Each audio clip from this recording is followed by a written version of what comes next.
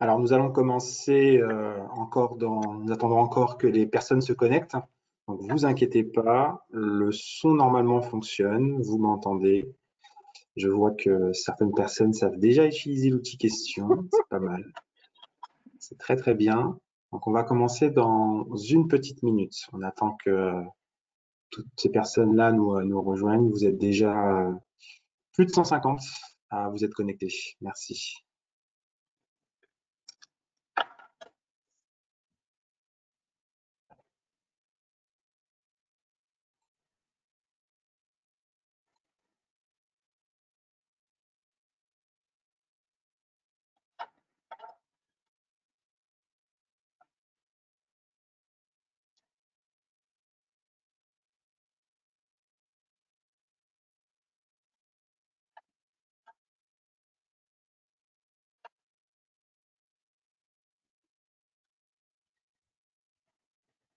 J'enlèverai les caméras une fois qu'on aura commencé. Hein. Bonjour Linda.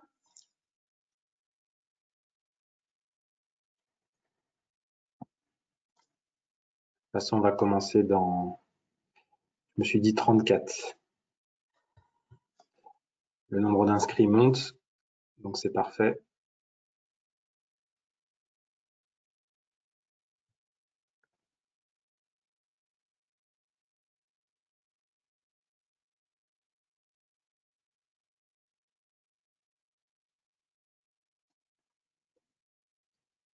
Allez, nous allons commencer.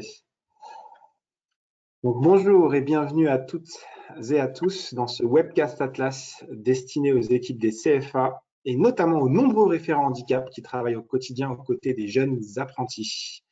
Donc, je suis Nizar Bourchada, adjoint au directeur branche et partenariat de l'OPCO Atlas et j'ai l'immense plaisir d'assurer aujourd'hui le fil rouge pendant cette prochaine heure et demie aux côtés de nos expertes et intervenantes du jour. Vous êtes, donc je disais tout à l'heure, quasiment 200 connectés et nous vous remercions pour votre fidélité. Vous faites le succès de ce type de format et j'en profite pour remercier également le service communication de l'OPCO Atlas qui nous accompagne sur la logistique et la technique de ce webinaire. Il ne vous a pas échappé qu'un décret est sorti le 26 novembre dernier sur les modalités de modulation du niveau de prise en charge pour l'accueil d'un apprenti reconnu travailleur handicapé. L'OPCO Atlas est en partenariat avec l'AGFIP, acteur majeur qui contribue au développement de l'emploi des personnes en situation de handicap, ont pris donc ce sujet à bras-le-corps et je vais sans plus tarder donner la parole à Chantal Buffet, Pascal Borgy et Linda Fusso, nos experts du jour qui nous diront tout, vraiment tout, sur l'application du référentiel et les aménagements nécessaires à la sécurisation du parcours de l'apprenti RQTH. Un dernier mot pour vous dire que les questions sont ouvertes et ce webinaire se veut interactif. N'hésitez donc pas, et je me porte garant, de porter vos interrogations et d'interpeller Chantal, Pascal ou Linda tout au long de leur présentation. Nous vous préparons également une FAQ et restez jusqu'à la fin pour connaître également les modalités de diffusion de ce webinaire et des outils ad hoc. Pascal, nos nombreux internautes sont tout oui et ils ont hâte de vous entendre parler d'apprentissage et d'handicap. À vous de jouer.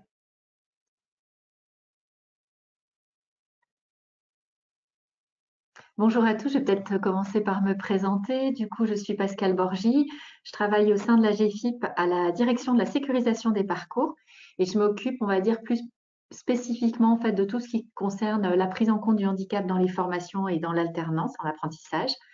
En lien avec ma collègue Linda qui a des petits problèmes techniques pour se connecter, mais j'espère qu'elle va pouvoir ouvrir son micro. Voilà. Peut-être en introduction. Vous voulez qu'on démarre tout de suite, Chantal ou... Alors moi, juste, je me présente. Donc, Chantal Buffet, je suis chef de projet et en charge de constituer le réseau des CFA en lien avec, bien sûr, tous les développeurs de l'alternance qui sont sur les territoires au sein de l'OPCO Atlas. Alors, je pense qu'il me faut, je suis obligée d'enlever les visages si je veux. Voilà. Je ne vous vois plus, Pascal, donc vous me direz quand il s'agira pour moi de passer l'autre. Je vais jusqu'ici, ça ira? Oui, merci Chantal. En fait, on s'est, on a pris le temps de préparer ce webinaire et on propose, en fait, on vous propose de partager un peu nos intentions par rapport à ce temps. C'est d'abord de permettre à chacun d'entre vous de bien connaître en fait les contours de cette réforme et puis d'appréhender aussi le positionnement en complémentarité de la GFIP.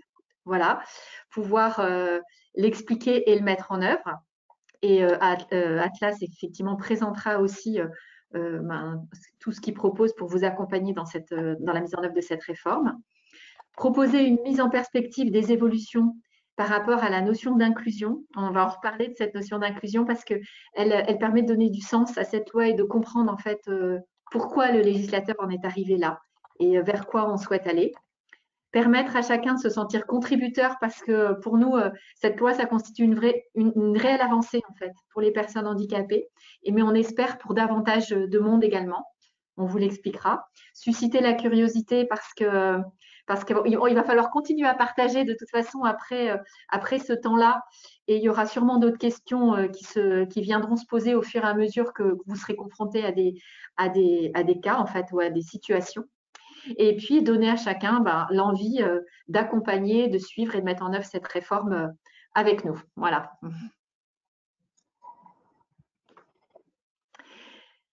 Alors, notre proposition, du coup, c'est dans un premier temps de vous présenter en fait les grands principes de la réforme avec ce décret et cet arrêté de la fin de l'année.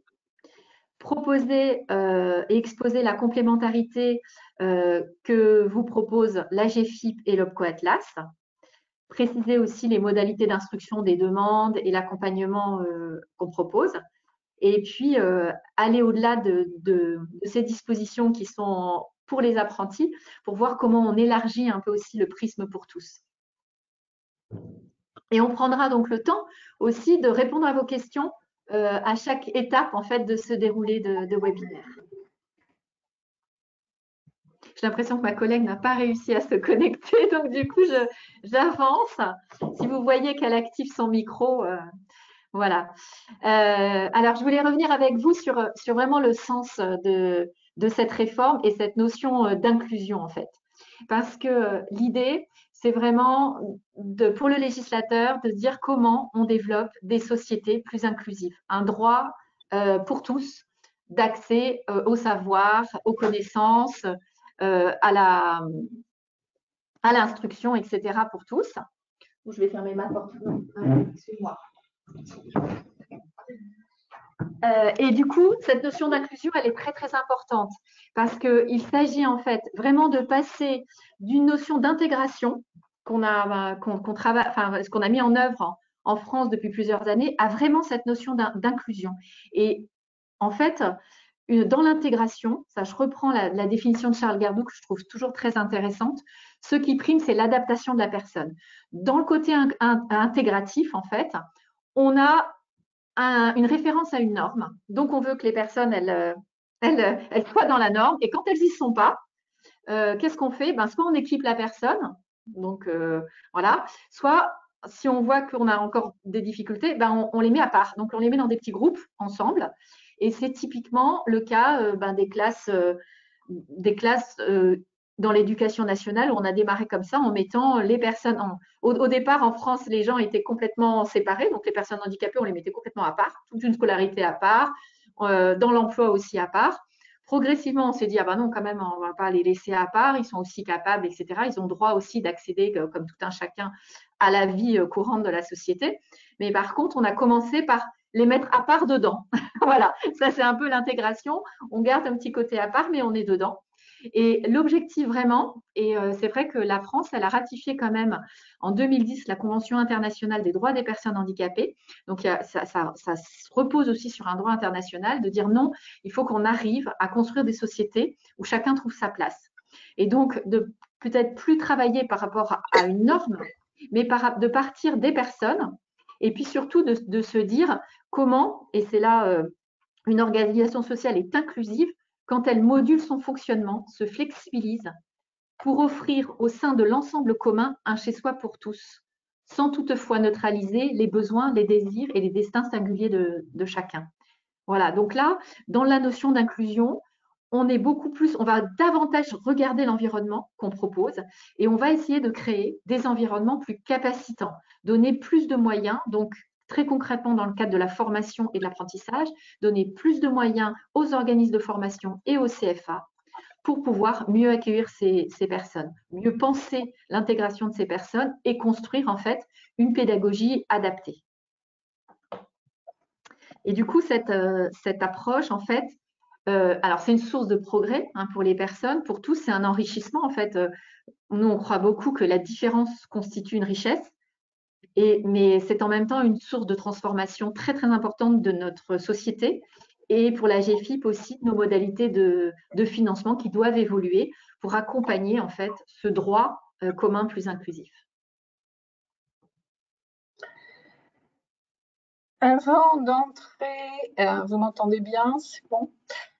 Avant d'entrer plus explicitement en fait dans le process, il nous a semblé intéressant de faire un petit état des lieux des données en fait recueillies par le CoAtlas pour cette première année en fait de gestion de l'apprentissage.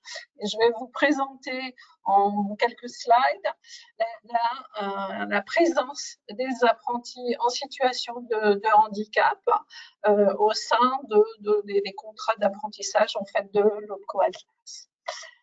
Donc un apprenti en fait a un âge moyen en fait de 27 ans.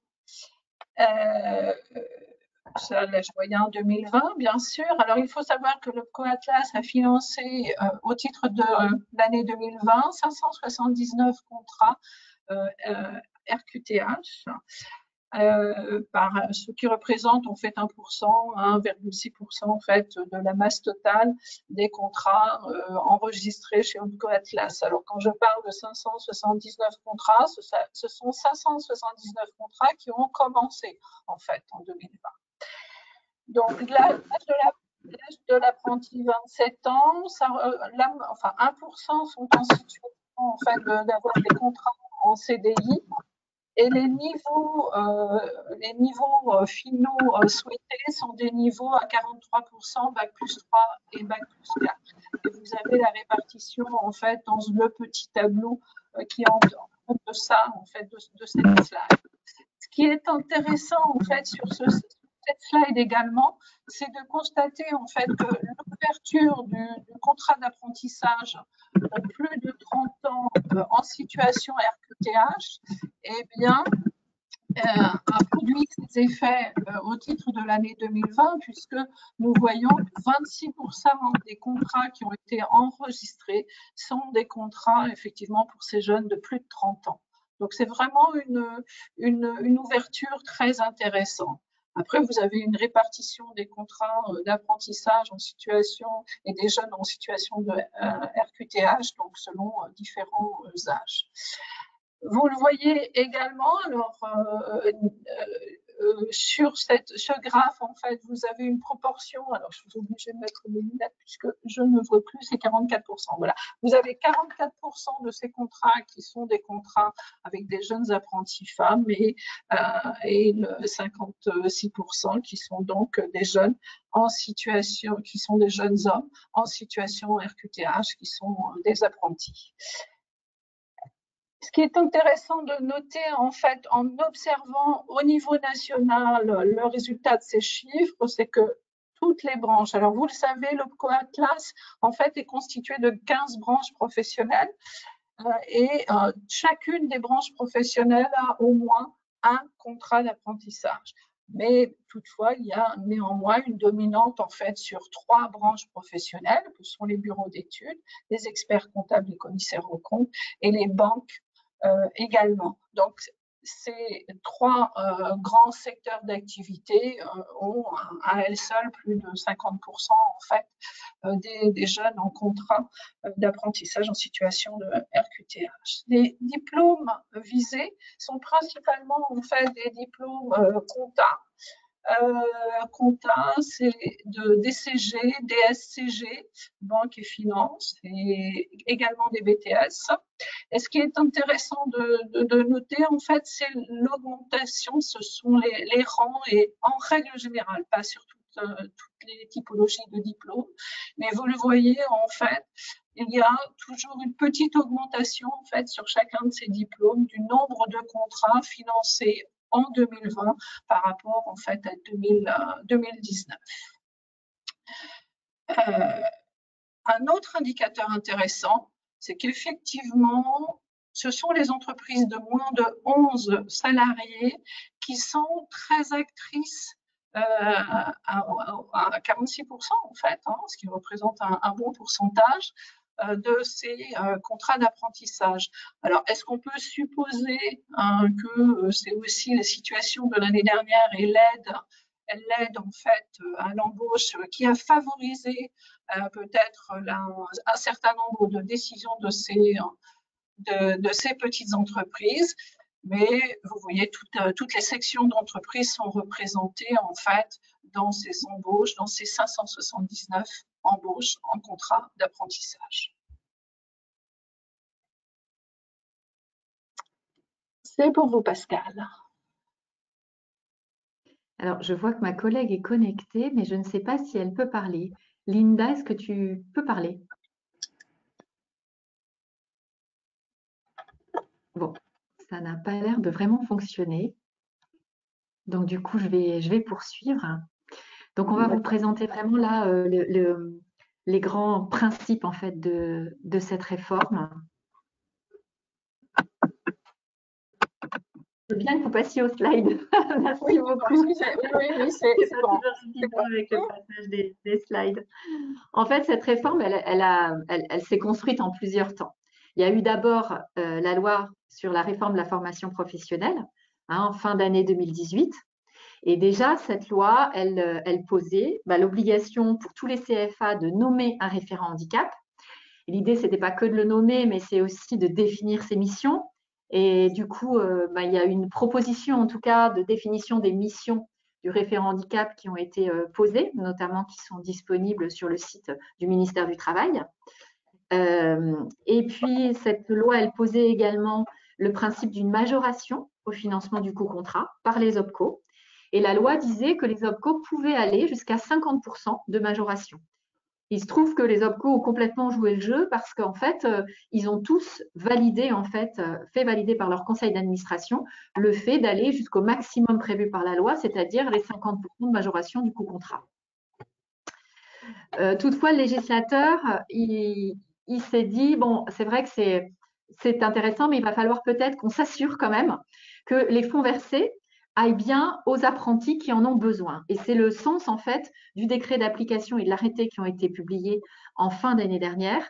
C'est de dire, faisons en sorte de bien tracer l'utilisation de ces fonds pour les personnes handicapées, pour que ce ne soit pas juste une majoration ou co-contrat qui soit un petit peu perdu dans l'ensemble des financements que reçoit le CFA, mais ce financement, il est bien pour répondre à des besoins spécifiques liés aux contraintes liées au handicap. Donc, ça repose sur une évaluation individuelle des besoins et le fait de compléter en fait une grille annexée au décret. Il y a une grille qui comprend 6 modules en fait par rapport aux besoins qui auront été identifiés. Le décret et l'arrêté posent que les OPCO limitent leur financement au titre de cette majoration à 4 000 €. Ça, c'est valable pour tout le monde.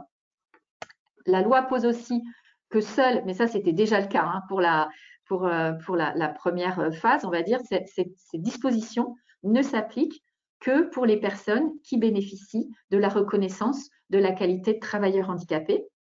Et on sait que ça ne concerne pas du coup tous les bénéficiaires de l'obligation d'emploi. Et ça concerne que les nouveaux contrats, c'est-à-dire les contrats qui sont signés depuis le 1er janvier de cette année 2021.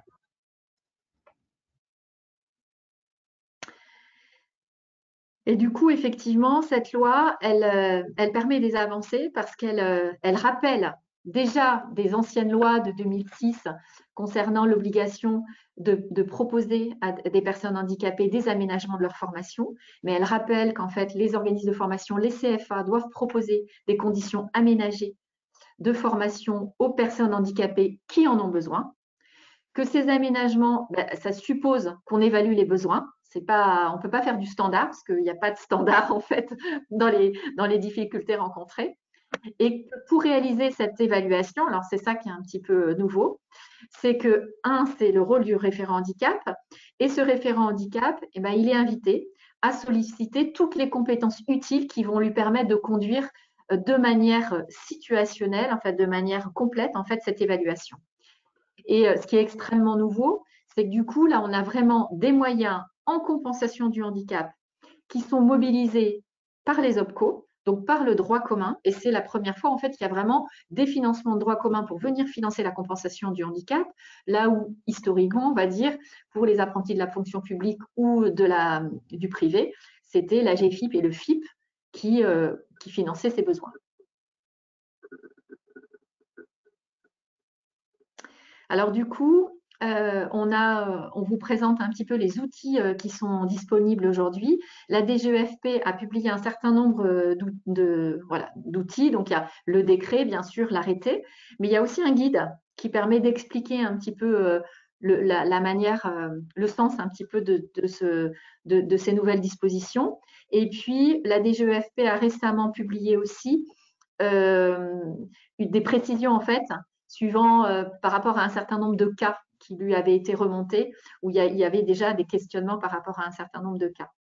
Pascal, oui. Pascal, pardon, si vous voulez, on peut passer sur ce document des cas, simplement pour que je le montre en principe. Voilà, c'est ce document effectivement qui sera mis à votre disposition de toute façon à l'issue de ce PowerPoint. C'est ça. Et du coup, nous, la GFIP, on a essayé de réfléchir à ce qu'on pouvait proposer pour accompagner toute cette réforme. Et du coup, on a mis en ligne un outil d'appui à l'évaluation des besoins d'un apprenant en situation de handicap. L'idée, c'est de proposer un outil qui doit vous faciliter la complétude de la grille qui est annexée au décret. Parce que cette grille, vous allez pouvoir la compléter une fois que vous aurez bien évalué les besoins. Donc, par contre, on a essayé de construire, de concevoir un outil avec notre réseau, avec certains CFA dans le courant de l'année dernière, pour dire voilà, comment on peut faciliter cette expression de besoin pour qu'après, la complétude de cette grille en 6 modules soit facilitée. Et puis cet outil, il est aussi indispensable pour mobiliser aujourd'hui les aides complémentaires de la GFIP. On a aussi travaillé sur la création d'une nouvelle aide à destination des organismes de formation et des CFA pour financer en complémentarité de l'OPCO. Imaginons que vous ayez 6 000 € de besoin ou 7 000 € de besoin. Vous allez aller demander 4 000 € auprès de l'OPCO et vous pourrez aussi demander 3 000 € en complément à la GFIP. Et là, du coup, ce sera versé dans le cadre d'une seule aide et ça sera versé directement au CFA. Et on a la même chose pour les organismes de formation. Et puis, on propose aussi, alors c'est plus en appui méthodologique, en facteur de favoriser, enfin pour vous aider à construire des liens avec l'ensemble des acteurs ressources ou clés qui vont vous aider à travailler ces aménagements de parcours. On propose un appui opérationnel d'un réseau qu'on a appelé le réseau des ressources handicap formation.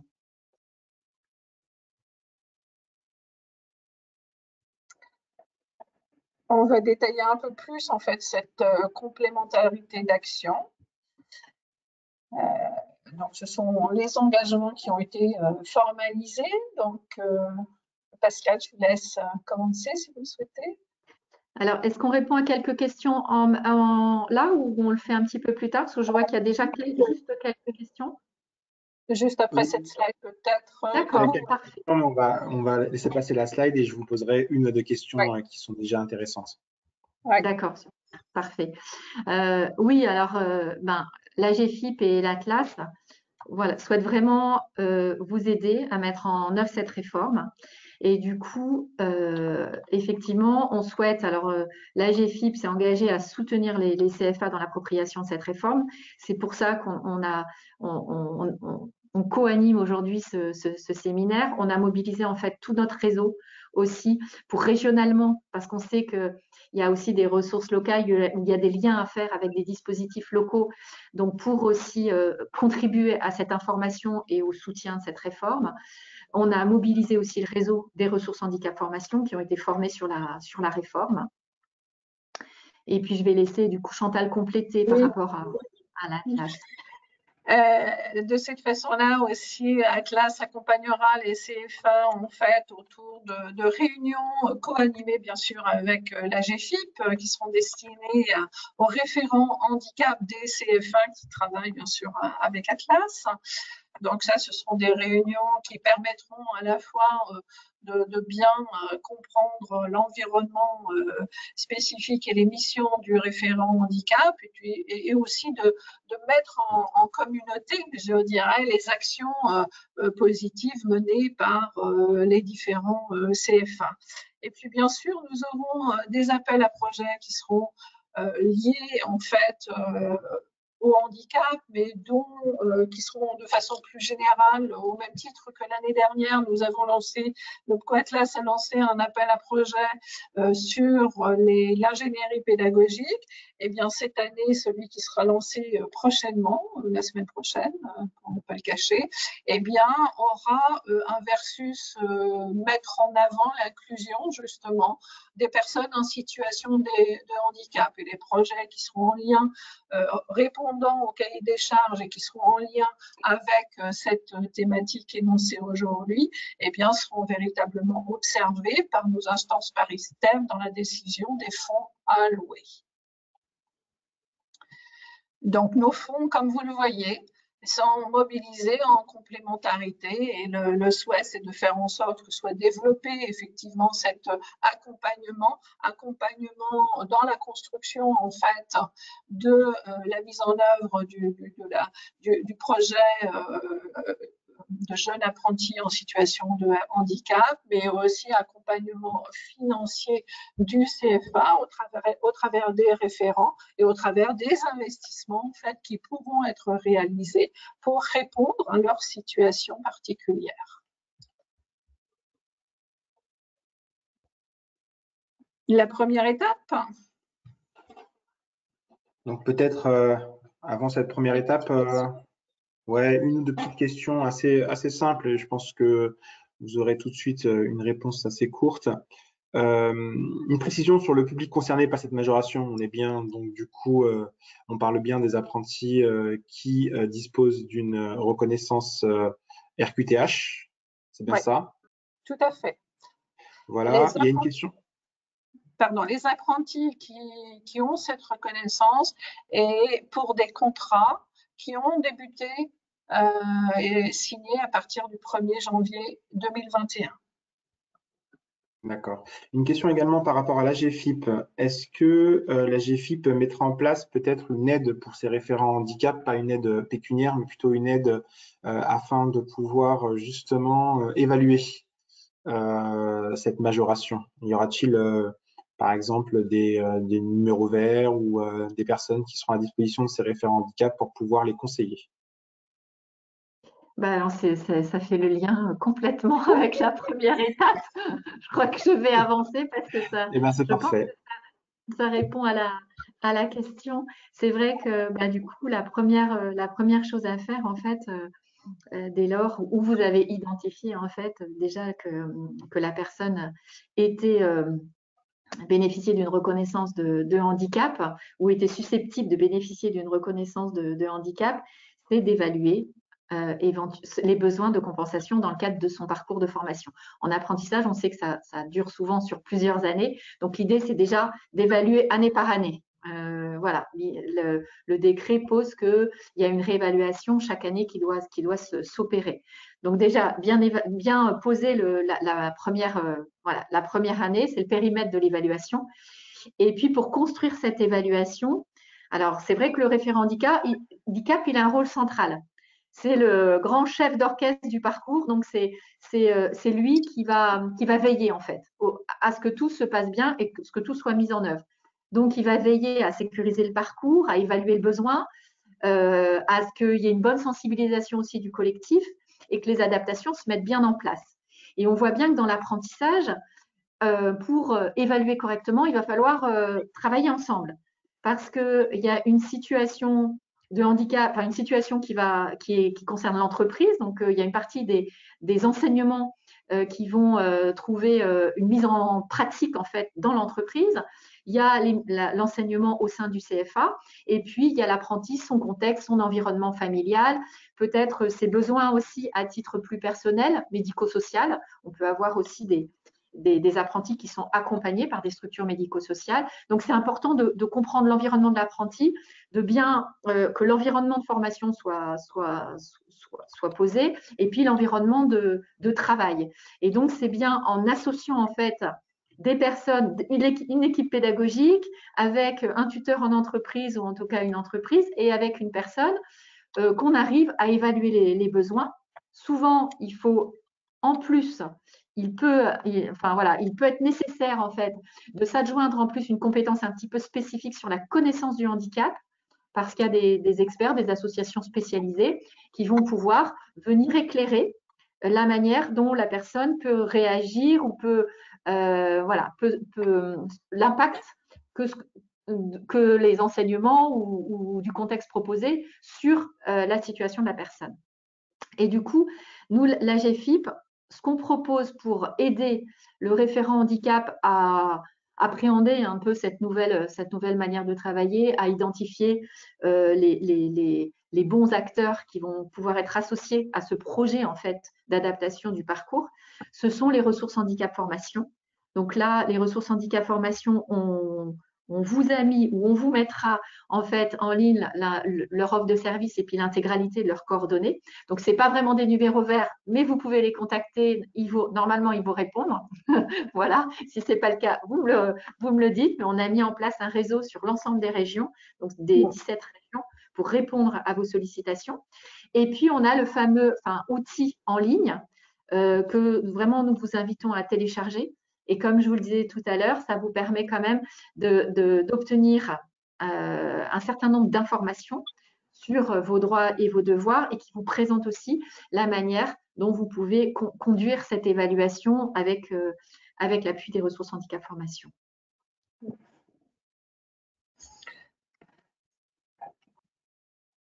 Alors, je fais un petit focus sur l'offre de service des ressources handicap formation parce qu'il y a des fois un peu d'ambiguïté sur leur positionnement sur les territoires. Vraiment, les ressources handicap formation, elles sont là pour venir en appui du référent handicap et de l'organisme de formation pour les aider à développer des pratiques plus inclusives.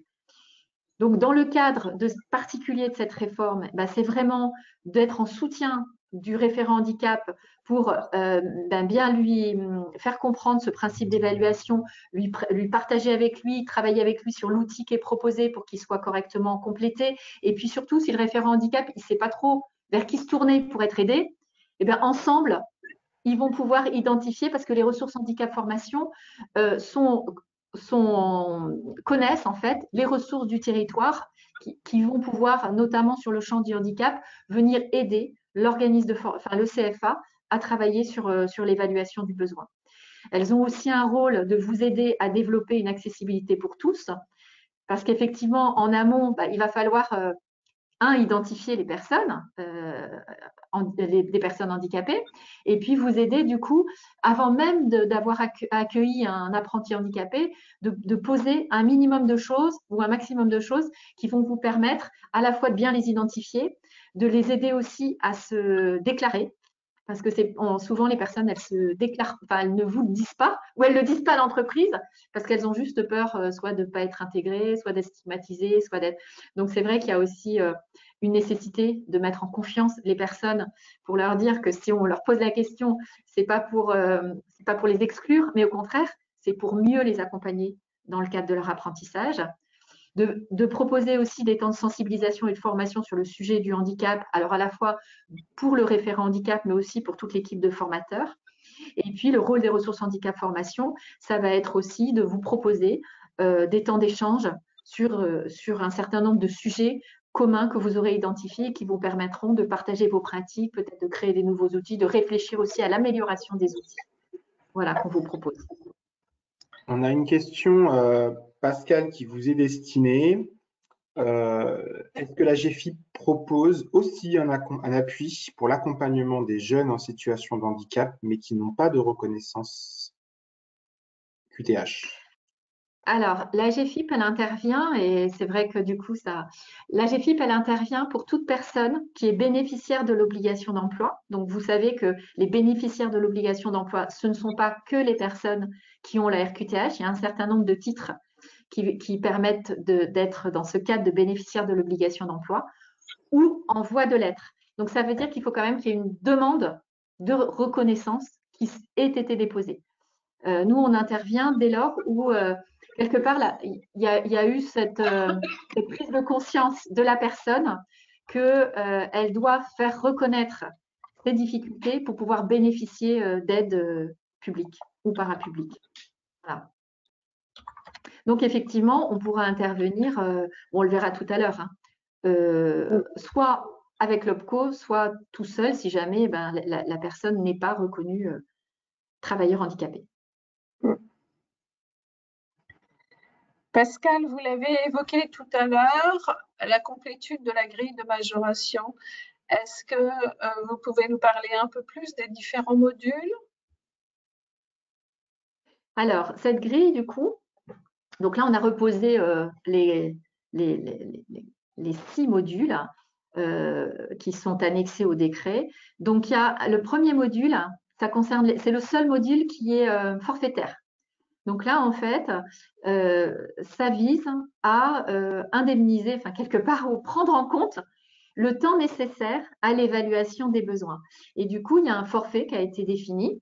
Et pour la primo-évaluation, la première évaluation, celle qui prend sûrement le plus de temps, il y a un forfait de 350 € qui est versé au CFA.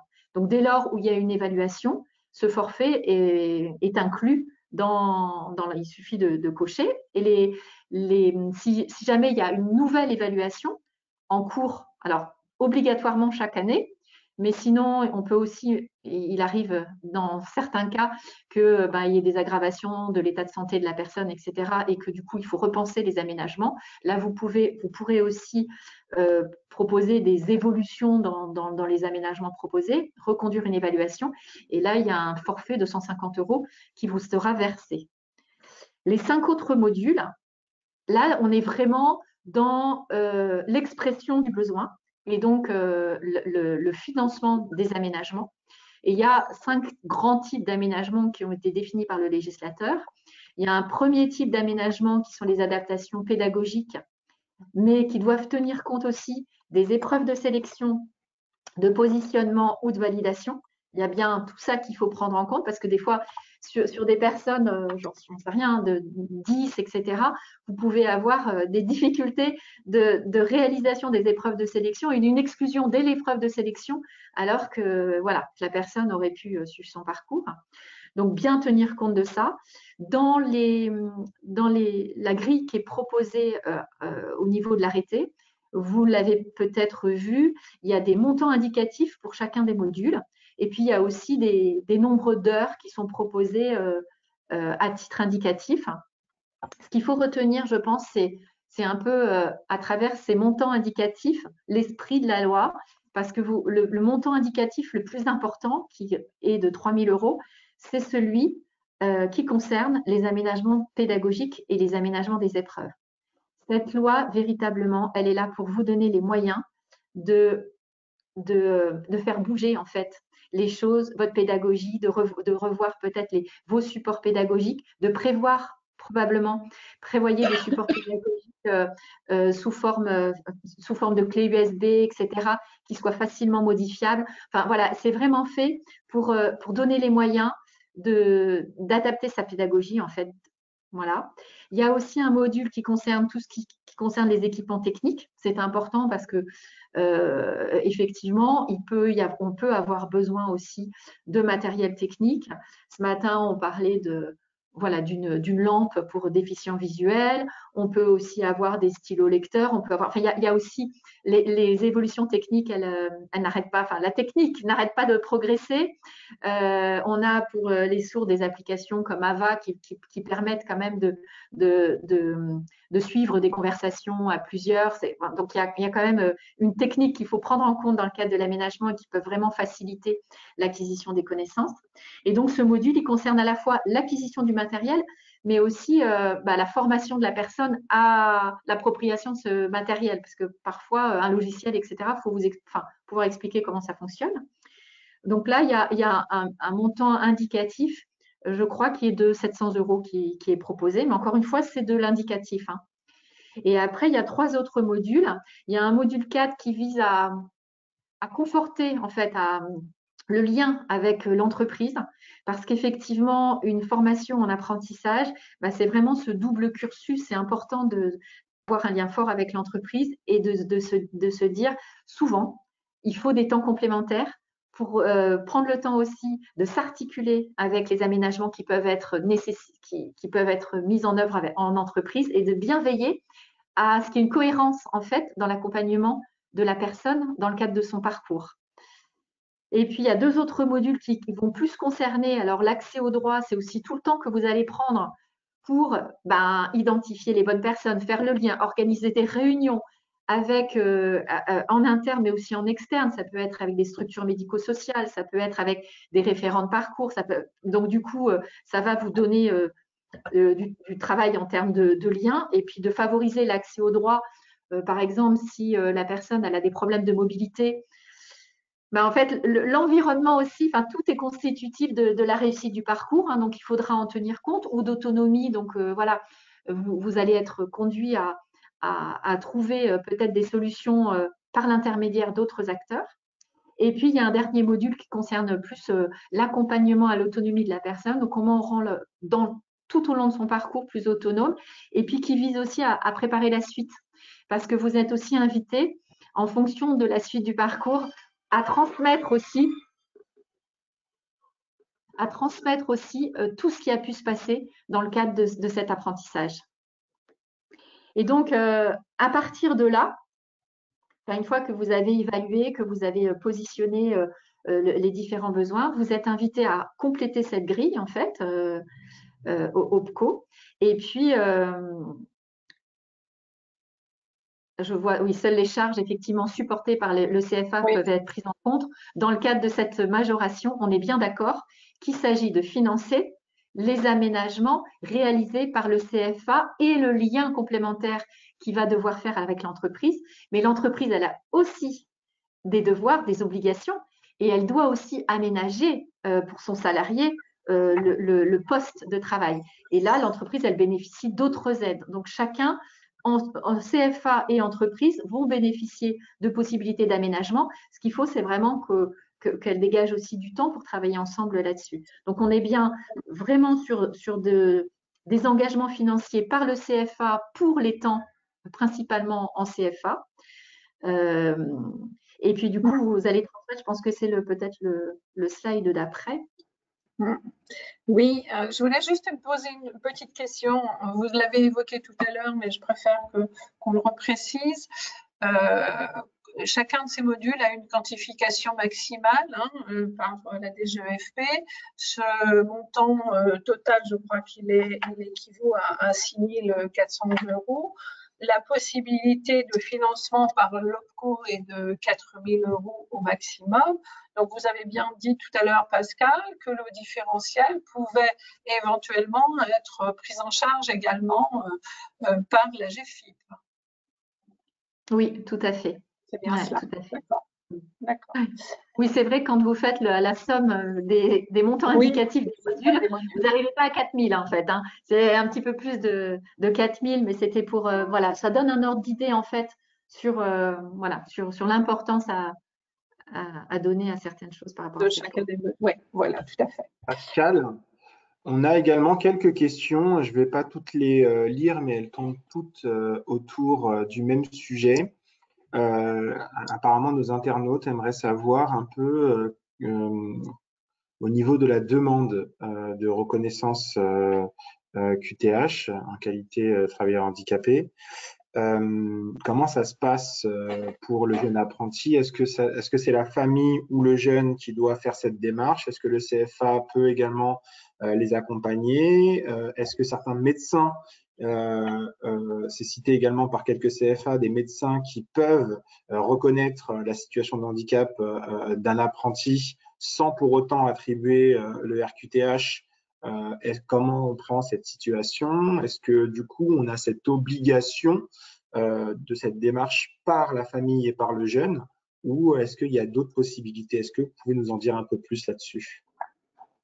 Alors, vous ne pouvez pas, même si vous êtes médecin, déposer un dossier de demande RQTH si la personne n'est pas, pas d'accord. En fait, c'est une démarche de la personne. Donc, il faut que la personne elle soit d'accord pour engager cette démarche-là. Cette démarche, elle s'engage auprès des maisons départementales pour les personnes handicapées. C'est vrai qu'il faut il faut un avis médical de manière systématique. Voilà, il y a un dossier, il y a un projet de vie qu'il faut présenter, etc. Donc, vous, en tant que référent handicap, ce qui est important, c'est que vous puissiez présenter aux personnes qui ne sont pas reconnues travailleurs handicapés tout l'intérêt que peut représenter le fait de bénéficier de cette reconnaissance. Et du coup, de connaître quand même, donc probablement de vous rapprocher. Alors, il y a autant d'MDPH qu'il y a de départements. Donc, les délais sont pas, enfin, les procédures sont les mêmes d'accès à la RQTH. Les délais sont des fois différents. Donc, c'est intéressant quand même de pouvoir vous rapprocher de la MDPH de votre territoire. Il y a aussi quand même l'appui, on le dit aussi, du réseau Cap Emploi, qui est là aussi qui connaît bien toutes ces démarches d'accès à la RQTH pour vous aider. Mais je pense que ce qui est important, c'est que vous puissiez savoir connaître les procédures des MDPH. Dans certains départements, il peut y avoir des procédures accélérées quand les personnes sont en emploi. Donc, c'est important aussi de le savoir parce que ça permet d'obtenir la RQTH dans des délais plus courts.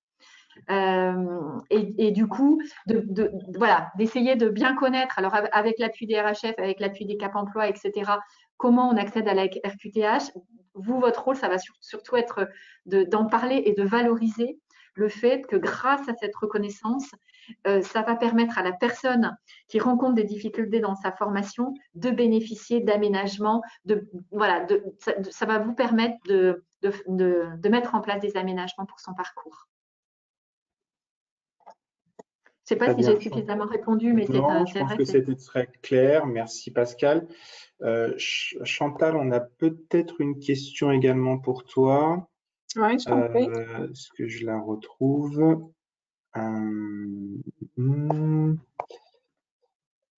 Est-ce qu'il est nécessaire de faire quelconque mention dans la convention de formation par rapport à justement? Oh, Lisa, tu es incroyable. Cette question est à point nommé. Ce sont des sujets que nous allons évoquer maintenant. Eh bien, parfait. Super transition. Allez-y, je vous en prie. Merci. Je ne reparlerai pas forcément ou je ne vais pas m'appuyer sur le financement des OPCO historiques puisqu'ils ont été évoqués dans la présentation de Pascal. Jusqu'au 31 décembre 2020, pardon, excusez-moi, les OPCO en fait finançaient, presque tous les OPCO finançaient à hauteur de 50% la situation d'un jeune en contrat en contrat spécifique, un RQTH. Je vais m'attacher maintenant à vous décrire en fait le process de mobilisation de la majoration auprès d'Atlas. Donc, il doit nécessairement y avoir d'abord un contrat d'apprentissage qui sera déposé, en fait, créé sur le site en ligne MyAtlas par l'entreprise ou le CFA mandaté. Donc sur son compte directement MyAtlas, et l'indicateur RQTH doit être complété sur le CERFA. Surtout ne pas oublier cette information. C'est cet indicateur qui déclenchera immédiatement la majoration en fait de compensation.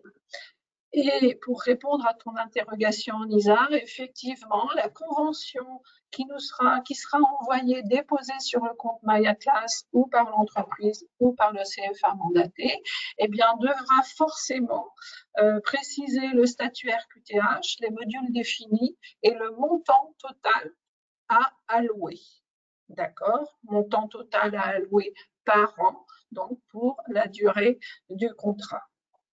Le montant est intégré, et ça c'est une information importante, hein, le montant alloué est intégré au montant du niveau de prise en charge, ce qui veut dire que vous aurez en fait à partir du moment où le statut RQTH sera justifié, le montant de l'accord de prise en charge qui vous sera envoyé par Atlas inclura inévitablement au maximum les 4 000 € par an. Ça suppose donc, ça a forcément une conséquence sur la facturation.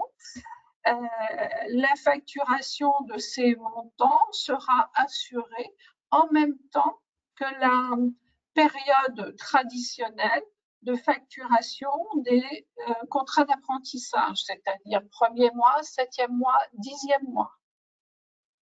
Donc ça peut être effectivement, ça peut être une difficulté effectivement de comprendre à un moment ou à un autre que en plus du coût pédagogique, on intègre dans la facture systématiquement la proportion des 4 000 € correspondant au mois à facturer. Et l'OPCO Atlas ne demandera pas de justificatif à partir du moment où l'information est posée dans la facture en même temps que le niveau de prise en charge. Eh bien, nous n'allons pas chercher de justificatif. Par contre, j'invite vraiment tous les CFA, les référents CFA, à conserver l'intégralité des pièces qui leur auront permis d'abord de constituer en fait la convention, donc d'avoir la répartition du temps et des montants par module, et puis du temps et des montants réalisés et consacrés pendant toute la durée en fait du contrat, parce que je pense qu'à un moment ou à un autre, la DGEFP pourra être amenée à vous demander au CFA les éléments en fait constituant la véracité ou permettant d'assurer la véracité en fait des dépenses engagées à ce titre-là. Donc je ne peux que vous inviter à conserver en fait ces éléments-là. Pour le moment, la forme des justificatifs n'a pas été définie par la DGEFP. Donc, conservez, on vous l'a dit dans la précédente slide, conservez bien vos grilles, vos évaluations, le travail du référent pédagogique et des équipes qui sont autour de ce référent handicap à travailler en fait sur cette situation. Eh bien, tous ces moments-là, tous les documents qui émanent de ce groupe et de ce référent handicap doivent impérativement être conservés en fait au sein du CFA et au sein du dossier en fait de ce jeune apprenti en situation RQTH. J'imagine que ça génère quelques interrogations. Oui, Chantal, tu imagines très bien. Alors, je vais essayer de résumer pour pas bêtement citer question par question parce qu'il y a des questions qui se regroupent. On a énormément de questions sur la mise à jour, la régulation, la revalorisation. Est-ce que tu peux en dire un mot en cours de contrat? Parce que les CFA s'interrogent en se disant, bon, bah voilà, à l'entrée de l'apprenti, on n'a pas forcément tous les éléments. Est-ce qu'il y a des revalorisations en cours de contrat qui sont possibles ou pas? Alors, les revalorisations en cours de contrat sont bien sûr possibles. C'est-à-dire, si vous avez sous-évalué, par exemple, le montant de dépenses accordées ou demandées à l'OPCO Atlas, la réévaluation est tout à fait envisageable. Mais elle doit se faire sur des délais bien déterminés et vous comprendrez qu'elles doivent se faire avant le 10e mois de facturation, puisque après le 10e mois sur un contrat d'un an, il n'y a plus de facturation. Donc, avant le 10e mois, il peut y avoir une modulation en fait de ce niveau de handicap. Et dans ce cas-là, en fait, on intégrera dans le niveau de prise en charge dans l'accord cette variation. Si la demande se fait au-delà du 10e mois, ce ne sera pas intégré. Par contre, s'il s'agit d'un niveau qui est accentué pour une deuxième année, il faudra là aussi, et je le dis de mémoire, selon les directives de la DGEFP, il faudra qu'on en ait connaissance. Donc ça, on vous le notera également dans cette FAQ. Il faudra qu'on en ait connaissance entre le 7e mois et le 11e mois. Donc, vous voyez, c'est très particulier, très technique, mais je m'engage à vous le notifier par écrit prochainement. Et je crois de toute façon que sur le tableau qui nous a été transmis par la DGEFP, on a déjà quelques informations qui abondent dans ce sens. Mais il y a effectivement ce respect de la facture, la mise à jour de la majoration avant le 10e mois et pour l'année suivante, eh bien, entre le 7 et le 11e mois. Ce sera la difficulté, en fait, pour beaucoup de contrats, de jeunes et bien sûr de CFA.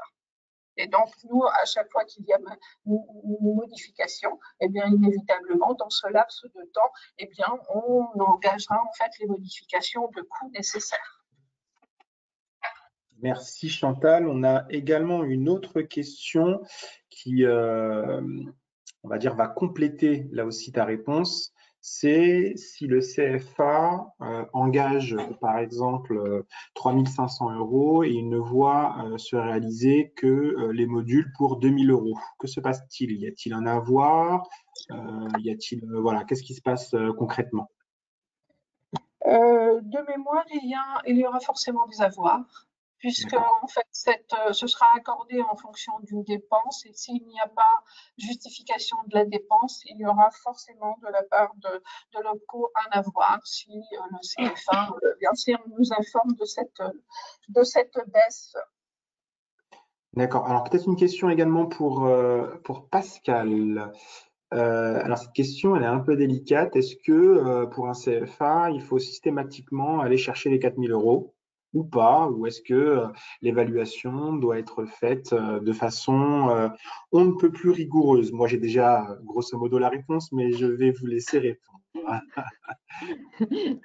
Oui, alors si on veut, si on est sous l'angle d'un gestionnaire, on va dire il faut aller chercher la majoration de 4 000 € pour tout le monde, d'autant que il n'y a pas si longtemps, c'était systématique, ça n'a pas duré trop longtemps, mais en pourcentage, mais ce n'est pas du tout l'esprit.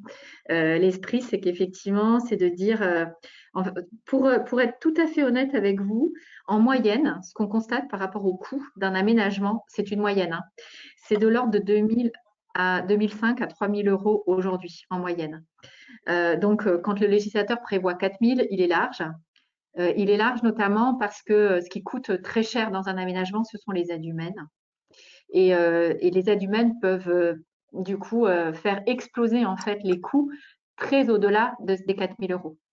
Mais l'idée, pour revenir sur la question, c'est vraiment de partir du besoin de l'apprenti et de ce qu'on est capable de mettre en place comme aménagement.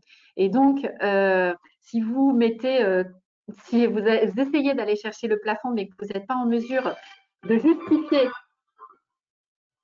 justifier, parce que vraiment que je coupe ce portable, hein, de justifier le besoin, en fait, comme le disait Chantal, les modalités de contrôle, elles ne sont pas posées, mais on n'est pas quand même à l'abri que, voilà, que vous soyez contrôlé. Si vous ne pouvez pas justifier des fonds demandés, ça risque de poser problème. Voilà. Il faut savoir que par contre, la complémentarité AGFIP, nous, on verse toujours nos subventions en plusieurs fois. Et donc, on va vous verser un acompte par rapport à une première, si on est sollicité en complément. Et après, le deuxième acompte, il est toujours versé par rapport au réalisé. Donc, nous, de toute façon, nos fonds, on va vous demander ce qui a été réalisé et on va vous demander de pouvoir le justifier. Voilà. L'OPCO, aujourd'hui, effectivement, les modalités ne sont pas posées. Mais vraiment, je vous invite à être dans cet esprit-là, de se dire, c'est du complément, mais c'est du complément par rapport à un besoin identifié. Et donc, voilà, c'est pas du fonctionnement, c'est pas une amplification du coût du fonctionnement du CFA, quoi, ou du coût contrat. Les modalités, pour le coup, sont posées. Nous, on a simplement besoin de la facture. Bien sûr, à un moment ou à un autre, on peut être amené, dans le cadre du contrôle qui nous est demandé par la DGEFP sur les réalisations de nos engagements, on peut être aussi, bien sûr, amené à demander de justifier au même titre que la GFIP le fait. On peut demander en fait au CFA de justifier les engagements réalisés, bien sûr. Mais sur le dépôt de la facture, je dirais c'est très très simple. C'est en même temps que la facture du niveau de prise en charge traditionnel du contrat. Alors, je précise aussi que, pardon, du coup, j'avais une question pour revenir là-dessus, parce qu'effectivement, vous devez envoyer la convention. Et la convention, elle est renvoyée dans les 5 jours. Et très récemment, j'ai eu un référent dans un CFA qui m'a dit, bah, du coup, moi, dans les 5 jours, je ne suis pas en capacité d'évaluer. Est-ce que je mets 4 000 € tout de suite sur ma convention, puis je vois après?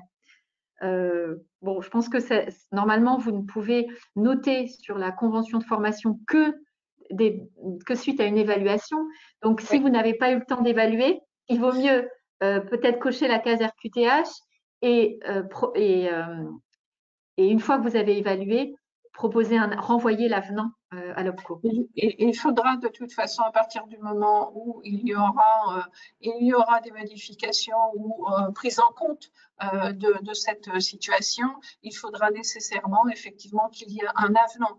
Un avenant sur le CERFA si la notion de RQTH n'avait pas été identifiée, et bien sûr une convention modifiée liée à ce nouvel indicateur à déposer en fait sur le compte en ligne. Et à partir de ce moment-là, le en charge sera réétudié par nos équipes opérationnelles.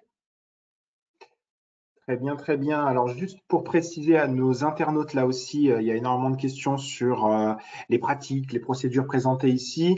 Alors, bien entendu, on ne s'engage pas, elles ne sont pas harmonisées entre l'ensemble des 11 OPCO, mais la commande est animée par la DGEFP et donc de plus en plus, nous essayons là aussi de converger vers des pratiques là aussi de plus en plus harmonisées. Il y a peut-être une question intéressante que je trouve, et ne pas faire le parallèle très souvent entre les CFA et peut-être les établissements d'éducation nationale. On me demande, est-ce qu'une AESH peut être prise en compte par ce dispositif? Parce que ça n'existe pas aujourd'hui dans les CFA et ça peut exister dans les établissements, on va dire, publics. Bah, les AESH, effectivement, c'est c'est les nouvelles AVS en fait. Dans l'éducation nationale, elles portent ce nom-là. En fait, l'idée, quand on évalue un besoin, c'est de dire de quoi a besoin la personne et est-ce qu'il y a besoin d'une aide humaine et cette aide humaine, elle est là pour quoi faire, quoi. En fait, en gros, c'est ça. Effectivement, dans le cadre d'un parcours en apprentissage, on peut avoir besoin, dans certains temps, d'une aide humaine. J'attire quand même votre attention sur le fait que dans l'éducation nationale, la compensation du handicap, elle est très, très soutenue par ces aides humaines. Donc, que les jeunes arrivent avec parfois des demandes en fait, d'aide humaine en continu. Il faut leur faire comprendre qu'elles rentrent dans la vie professionnelle, que des compensations qui existaient dans l'éducation nationale ne sont pas possibles de la même manière en formation continue, parce qu'une aide humaine à 100% du temps, c'est extrêmement coûteux et surtout, ça ne favorise pas énormément l'autonomie de la personne. Et du coup, ça ne favorise pas non plus la réflexion autour des aménagements pédagogiques qui pourraient être posés. Donc, l'idée, c'est de trouver le meilleur, les moments clés en fait, de la formation pendant laquelle l'aide humaine est vraiment nécessaire. Donc, ça peut l'être, notamment au niveau des examens, mais vraiment, cette évaluation, elle est là pour ça, en fait. Ce n'est pas de dire, bah, avec une aide humaine, j'ai tout solutionné, comme ça, je ne m'occupe de rien. Elle va s'occuper de la personne et de son problème, et puis moi, ça va aller. Non, ce n'est pas ça. C'est de dire à quel moment exactement je vais avoir besoin d'une aide humaine, pourquoi faire, et sinon, le reste du temps, qu'est-ce que je dois faire bouger pour adapter ma pédagogie.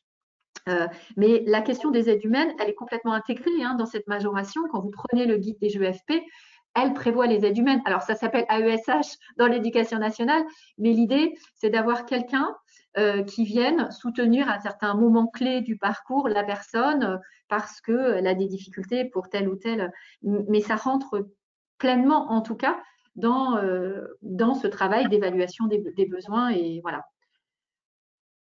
Très bien, on va peut-être continuer avec l'étape 4, juste pour préciser à nos internautes là aussi que nous serons également en mesure, OPCO Atlas, de demander, comme on l'a fait précédemment avec les directeurs de vos structures, les coordonnées des référents handicap et on se fera là aussi un plaisir d'animer un peu tout ça.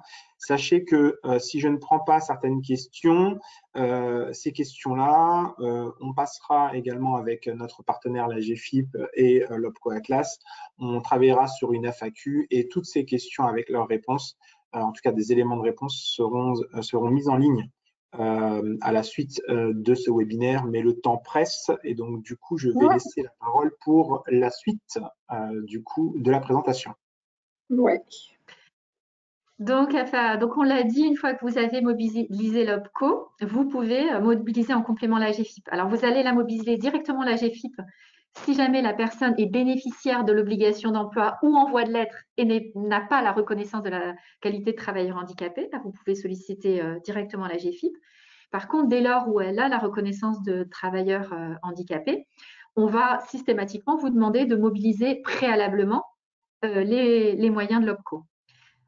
Faut savoir aussi que la GFIP, elle finance aujourd'hui, elle met à disposition en fait des organismes de formation et des CFA gratuitement aujourd'hui déjà des appuis spécialisés, notamment ce qu'on appelle les prestataires d'appui spécialisés qui sont spécialisés sur les différents champs de handicap. Et sur certains champs de handicap, je pense notamment au mental, au cognitif, etc., il y a des temps aussi qui sont prévus dans ces dispositifs pour mettre en place les aménagements. Donc, tout ça, c'est déjà proposé à titre gratuit, en plus de la majoration de l'OPCO. Il y a certaines délégations régionales, certaines régions qui bénéficient de plateformes de prêt de matériel. On va les développer partout, dans toutes les régions, à partir de, je pense, janvier 2022, enfin, tout début d'année 2022. Donc, vous aurez aussi la possibilité pour du matériel très technique, on va dire, qui risque de ne pas pouvoir être réutilisé avec d'autres. L'idée, c'est pas que vous achetiez du matériel, ça finisse dans le placard ou que bon, ça se délite au fond de la salle de classe. Mais c'est bien de… Donc, vous aurez la possibilité aussi de mobiliser ces plateformes de prêt. Donc, il y a un certain nombre déjà de dispositifs qui sont là gratuitement à votre disposition. Et puis, par rapport à tout ça, en plus de la majoration OPCO, en plus de ces dispositifs, c'est vrai que par moment, il peut y avoir aussi des choses qui ne sont pas financées et qui restent à financer. Et dans ce cas-là, vous pouvez tout à fait solliciter la GFIP. Donc, pour cela, il faut télécharger la demande d'intervention à partir de notre site Internet. Bon, là, j'ai mis un petit peu tout ce qu'il fallait. Il va falloir nous transmettre, en fait, certains onglets de cet outil d'évaluation de l'apprenti, c'est-à-dire l'onglet contexte un peu de la demande et puis analyse du besoin, un RIB, etc., afin que ce complément vous soit réglé.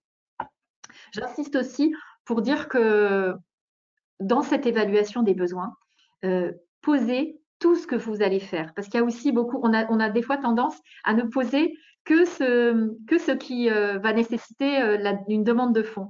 Mais je trouve que c'est hyper intéressant que vous puissiez aussi mettre en valeur ce que vous faites et qui ne coûte rien, mais qui représente quand même l'effort que vous faites pour aménager le parcours. Je prends un exemple d'un apprenti qui aurait besoin d'un siège et que vous alliez trouver dans une autre salle ou dans voilà, un siège adapté que vous lui avez mis à disposition gratuitement. Bah, c'est bien de le noter.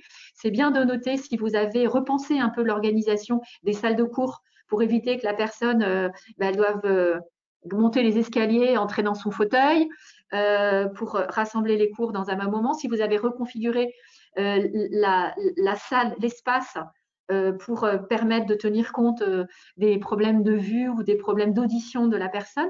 Il y a aussi, vous pouvez, j'avais vu le cas très récemment où un ITEP avait proposé au CFA qui était en difficulté par rapport à un jeune qui voulait pas qu'on remarque trop ses difficultés et donc qui était mal à l'aise pour exprimer devant tout le groupe ces difficultés. Ils ont mis en place des sortes de codages pour qu'ils puissent, à partir de codes, prévenir en fait le formateur sans pour autant verbaliser ces difficultés. Donc ça coûte rien en fait. Mais c'est super intéressant de les noter aussi dans le cadre de l'évaluation pour qu'on voit en fait aussi l'ensemble des efforts qui sont réalisés et pas que ceux qui nécessitent des moyens complémentaires.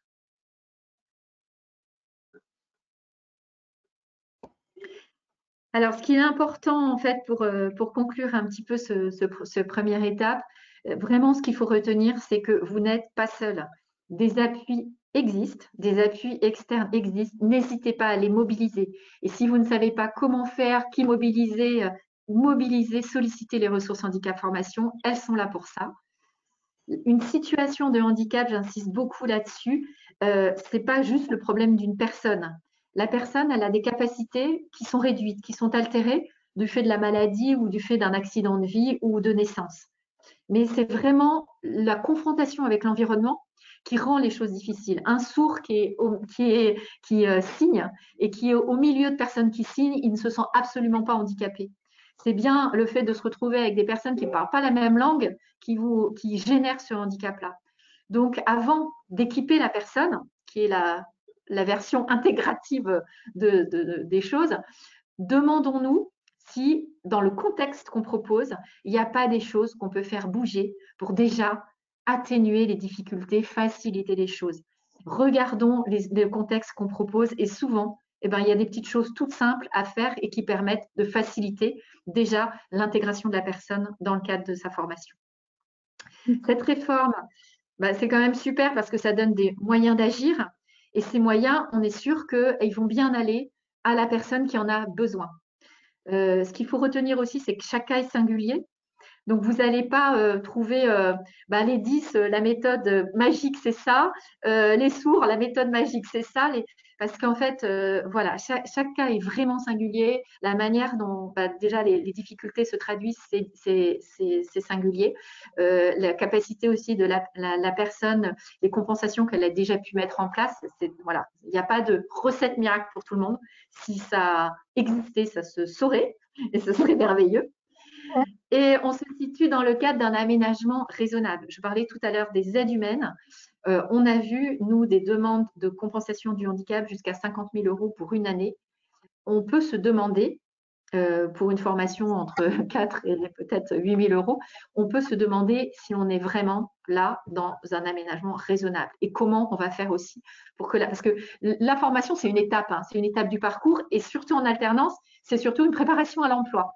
La personne est déjà salariée, donc il faut essayer que ce temps en fait préparatoire à un emploi à plein temps permette aussi l'autonomie de la personne. Et donc on est vraiment dans cette notion d'aménagement raisonnable, qui est une notion à discuter. On pourra reparler parce que ça il y a beaucoup de littérature là-dessus.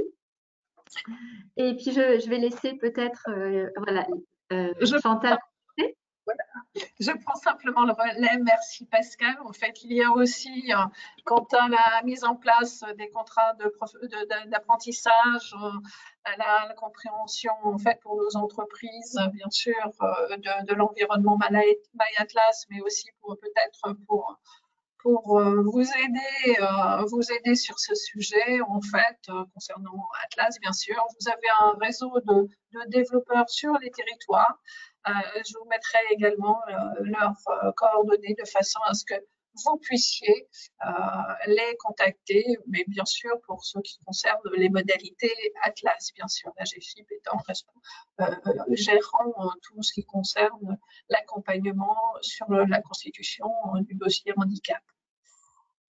Ce qu'il faut retenir, Pascal, je vous rends la parole. Oui, ce qu'il faut retenir également, c'est que le handicap, c'est pas la maladie. Donc le handicap, on peut en parler. C'est pas tabou. Le handicap, en fait, ce qu'on va regarder, en fait, c'est pas la pathologie, si il est schizophrène ou s'il est, enfin voilà, ça n'a pas d'intérêt. Ce qui est intéressant, c'est de voir par quoi, dans l'apprentissage, cette maladie, cette pathologie se traduit. Donc, est-ce que la personne, elle a plutôt des difficultés à se concentrer? Est-ce qu'elle a des difficultés à lire, à écrire, à compter? Est-ce qu'elle a des difficultés à écrire en même temps qu'elle écoute? Est-ce qu'elle a des difficultés du coup à retenir des choses? Est-ce que dans son comportement, elle a des difficultés de relation à l'autre? Elle s'énerve vite? C'est ça qui est intéressant. Et ce qui est intéressant aussi, c'est voilà, c'est de prendre conscience qu'en travaillant comme ça, plutôt en essayant de repérer les difficultés, en questionnant la personne sur les difficultés qu'elle rencontre, de trouver après les bons outils. Et c'est vrai qu'on voit des outils qui ont été développés, par exemple, pour des personnes malvoyantes, qui vont, comme ben voilà, les stylos qui permettent de lire, etc., qui vont être très utiles aussi à des personnes qui ont des problèmes de dyslexie, parce que la difficulté à la lecture, la difficulté de lire ou la difficulté d'accéder ou la fatigabilité, ça peut venir de plein de choses. Mais en fait, le résultat, il est le même. Et effectivement, les aides qui peuvent être proposées ne sont pas forcément typées par type de handicap. Donc, ce qui est hyper important, c'est que le handicap, c'est une difficulté qui résulte d'une confrontation entre une personne et une situation. Et de cette difficulté, vraiment, on peut en parler. Voilà. Et donc, travailler à la compensation du handicap, c'est vraiment organiser, et c'est ça le rôle du référent handicap, organiser le croisement de compétences complémentaires. Le handicap, finalement, c'est pas l'affaire d'un spécialiste, c'est pas l'affaire d'un médecin. Souvent, il peut pas vous aider parce que le médecin, il va pas savoir vraiment à quelle difficulté va être confrontée la personne. Et puis, voilà, il va pas non plus connaître toutes les techniques qu'il est possible de. Mais vous, organisme de formation, vous êtes expert. Il y a des formateurs, ils sont experts dans la pédagogie. Et je sais que les formateurs, ils ont beaucoup d'attention au fait que, quelque part, leur savoir, que leurs apprentis eh bien, acquièrent de la connaissance, des compétences, etc. Rien n'est plus satisfaisant pour un formateur quand il arrive à faire progresser l'autre. Et on sait que voilà, les formateurs réfléchissent tout le temps à la meilleure façon de faire passer ce savoir. Donc, vous êtes expert en pédagogie et vous connaissez aussi le contexte que vous proposez. Vous savez comment ça se passe au sein de votre centre. Vous savez si le parking il est à 5 km ou il est juste à côté. Vous savez, enfin, ça, vous connaissez ça. Donc, vous amenez ça dans l'expertise. La personne, elle va amener l'expertise de son parcours. Elle vient pas de nulle part, hein, la personne. Souvent, alors elle peut venir de l'éducation nationale, donc c'est hyper intéressant de faire le lien par rapport à ce qui avait été fait, notamment dans l'analyse aussi des difficultés et des réponses qui ont été proposées. Elle peut venir de l'éducation spécialisée, c'est super intéressant. Elle peut avoir fait une prépa apprentissage avec un CFA spécialisé, hyper intéressant aussi d'associer cette compétence à l'analyse du besoin. Donc voilà, c'est comment. Et puis, dans certains cas aussi, elle peut avoir été accompagnée par un référent de parcours, par un Cap emploi, par une mission locale. Et eux, ils ont dans leur portefeuille en fait de possibilités des outils aussi qui peuvent mettre au service de la sécurisation du parcours. Donc, c'est hyper intéressant. Il y a bien sûr l'entreprise qui, lui, met en œuvre dans son entreprise les enseignements et puis qui va pouvoir apporter un autre regard. Donc, c'est très, très important de l'associer. Et puis, au-delà de ça, il peut être nécessaire d'associer alors vraiment le spécialiste du handicap qui va par rapport, par exemple, à ce que vont proposer les enseignants en disant, tiens, moi, j'ai pensé faire ça comme ça. Et ben là, il va pouvoir dire, pour cette personne, ce serait encore mieux si je sais pas, si vous utilisiez cette police, si vous écartiez la présentation, si vous limitez le nombre de tableaux, parce que pour elle, c'est quand même difficile de se repérer. Pour un peu qu'on ait un logiciel de lecture, alors les tableaux, c'est pas possible de les lire. Donc voilà, de vous donner plein de petits trucs, astuces, voire des aides techniques qui vont vous permettre d'adapter au mieux aussi le parcours. Et j'ajouterais effectivement qu'au-delà de tout ça, la volonté d'Atlas et d'AGFIP, c'est vraiment de réunir les référents pour ces échanges de pratiques et de bons procédés. Donc, tout au long de l'année, on constituera peut-être et on réalisera des réunions qui permettront ces temps d'échange en fait sur des expériences vécues dans les CFA et qui permettront en fait de porter la bonne parole sur des méthodes utilisées qui pourraient être reproduites assez facilement par d'autres CFA. D'où l'intérêt effectivement de faire vivre ce réseau de référents handicap CFA. Oui, alors on souhaitait aussi vous signaler que effectivement il y a cette loi pour l'apprentissage qui constitue un progrès et on a vraiment souhaité du coup nous aligner ce qu'on proposait à tous les apprenants en fait, qu'ils soient, quel que soit leur statut, stagiaire de la formation professionnelle, alternant en contrat de professionnalisation, salariés aussi en formation. La GFIP, du coup, elle va proposer les mêmes principes d'intervention, les mêmes attentes et les mêmes modalités d'instruction, c'est-à-dire une évaluation des besoins de manière conjointe. Ça nous paraît ça nous paraît plus que nécessaire. Et puis l'utilisation de cet outil en ligne, l'appui aussi des ressources handicap formation pour l'ensemble des organismes de formation et des CFA, avec cette idée d'avancer ensemble pour progressivement concrétiser dans le temps un droit commun de formation de plus en plus inclusif. Et donc, la suite pour nous, pour vous, à GFIP, pour nous tous ensemble. Alors oui, ça s'arrête pas là. Hein. Ce serait trop facile. On sait que la route, elle est longue. Donc, on va essayer de suivre au mieux, de vous accompagner au mieux. On propose donc cet outil pour démarrer, mais on veut pouvoir le reconsidérer. Et ce sera cet outil d'évaluation. Mais je pensais par rapport à ce que vient de dire Chantal, il y aura probablement... Voilà, il faut aussi travailler à l'outillage, probablement des petites fiches.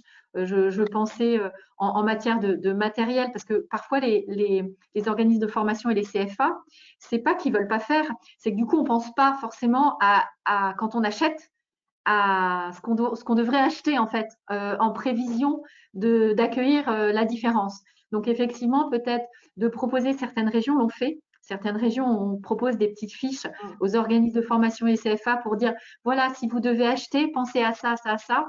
Voilà, il y a plein de petites choses qui peuvent être utiles, qu'on pourra, voilà, qu'on doit travailler ensemble pour vous faciliter aussi la tâche. On va essayer de suivre de manière collective, nationalement, régionalement, la mise en œuvre de cette réforme pour après, comme je disais, adapter à la fois nos outils puis vous accompagner tout au long du déploiement de cette réforme. Et comme je le disais tout à l'heure, en fait, nos branches professionnelles ont souhaité qu'il y ait un impact important dans les cahiers des charges des appels à projets qui seront réalisés par le Coatlas dans les prochaines semaines et dans les prochains mois. Donc, effectivement, la notion du handicap sera aussi accompagnée au travers de financements pour les CFA qui répondraient à ces appels à projets avec, bien sûr, des critères spécifiques d'éligibilité. Voilà, nous en avons terminé, je crois, Pascal. Hein. Donc, c'était la dernière petite slide pour laisser un petit temps. Nous sommes à 5 minutes de la fin, donc nous sommes vraiment dans les temps. Y a-t-il, Nizar, d'autres interrogations auxquelles nous pourrions répondre? Non, je pense que vous avez dit pas mal de choses. Il y a peut-être un élément qui n'a pas été énuméré. C'est le volet côté entreprise. Est-ce que l'adaptation au poste de travail de l'apprenti en entreprise, est-ce que c'est finançable? Est-ce que la GFIP, là aussi, a des outils, a des aides sur cette partie-là? Voilà, c'est la question, là aussi, qui est assez souvent, du coup, posée par rapport au côté volet entreprise. Oui, c'est vrai que cette majoration, elle vient répondre à une obligation d'aménagement côté CFA, mais l'entreprise, elle a les mêmes obligations en fait de son côté. Elle doit aussi proposer des aménagements de situations de travail en lien avec le médecin du travail. Et effectivement, la GFIP finance les aménagements de situations de travail en entreprise. Jusqu'à présent, c'est vrai qu'il n'y avait pas de moyens de droit commun sur la formation. Donc là, on a bien des obligations de chaque côté de proposer des adaptations et des financements pour le CFA, avec le plus aussi qui va jusqu'à faire le lien aussi avec l'entreprise, parce qu'on sait que ce lien est important là. Mais les fonds OPCO servent vraiment aux adaptations pour le CFA. Et après, l'entreprise, elle a toute une panel aussi d'aide. Un petit peu, d'ailleurs, on est un petit peu dans la même offre de service qu'avec les ressources handicap formation, hein, c'est-à-dire aider les entreprises. Alors, on a des dispositifs d'appui, de soutien aux entreprises pour qu'elles connaissent bien leurs obligations, leurs droits et comment elles peuvent répondre à leurs obligations d'emploi, et des moyens financiers pour adapter les parcours, effectivement. Très bien. Donc, simplement, juste pour dire à nos internautes qu'effectivement, parce qu'il y a eu quelques questions là-dessus, on va laisser vivre un peu ces évaluations. On va vous laisser faire également du mieux possible sur le terrain. Et Atlas comme la GFIP, hein, je pense que Pascal sera ravi également de réaliser un webinaire peut-être avant l'été de mise en place et de mise en visibilité de bonnes pratiques. Et peut-être que également côté AGFIP, ils auront également le recul sur l'outil d'évaluation. Et donc, du coup, nous vous proposerons à nos référents handicap des CFA de l'OPCO Atlas, là aussi, une nouvelle rencontre pour reparler de tout ça. En tout cas, moi, me reste simplement également à remercier, bien entendu, Chantal et Pascal pour leur intervention très claire. Remercier également les internautes qui sont restés jusqu'à la fin. On a commencé quasiment à 215 et on est quasiment également à 215. Donc, c'est topissime. Donc, j'espère que ça vous a plu. Et me reste plus qu'à vous dire bonne fin de journée et à bientôt. Merci à vous tous. Merci Pascal. Merci Lisa. Merci beaucoup. Merci à l'OPCO. Et puis, voilà, la clé est dans la collaboration à tous les niveaux. Ouais, Merci beaucoup. À bientôt. Merci.